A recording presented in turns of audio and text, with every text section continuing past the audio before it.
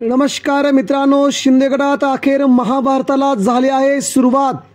उद्धव ठाकरेंची शिवसेना ज्या प्रकारे शिंदेंनी फोडली त्याच प्रकारे आता त्यांना देखील त्यांच्याच पक्षातून मिळते थेट आव्हान।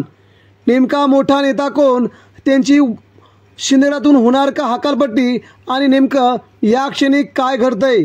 कोकणातून बंडाला सुरुवात होणार आहे। याचीच आता प्रचिती पुढील 10 दिवसांमध्ये राज्यात आचारसंहिता लागेल आणि मुख्यमंत्री शिंदेंचं पद देखील जाईल। यामुळे आमदार आता त्यांची गोची करायला सुरुवात केली आहे।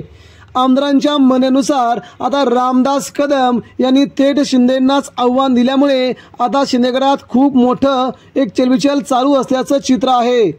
विपुल कदम यांना श्रीकांत शिंदेंचे मेव्हणे यांना गुहागरमधून उमेदवारी देऊ नका, त्यांना उमेदवारी दिली तर त्यांचा पराभव निश्चित करणार, तिथे मी एक पाऊल देखील ठेवणार नाही, असं थेट आव्हान रामदास कदम यांनी शिंदेंना दिल्यामुळे आता खूप मोठी हलचल उडाली आहे।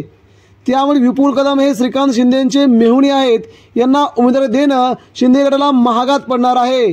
असं झालं तर कोकणातून सर्वच्या सर्व जागा शिंदे गटाच्या पडतील अशी भीती सध्या त्यांना सुरू झाली आहे।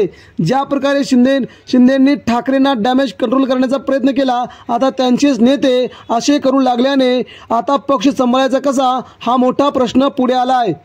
मित्रांनो, यामुळे त्यांची पक्षातून हकालपट्टी होणार का की त्यांना बाजूला सरकणार हा मोठा प्रश्न आहे। आपणास काय वाटतं, रामदास कदम बाजूला होतील का त्यांची हकालपट्टी होईल? आपल्याही प्रतिक्रिया द्या। धन्यवाद।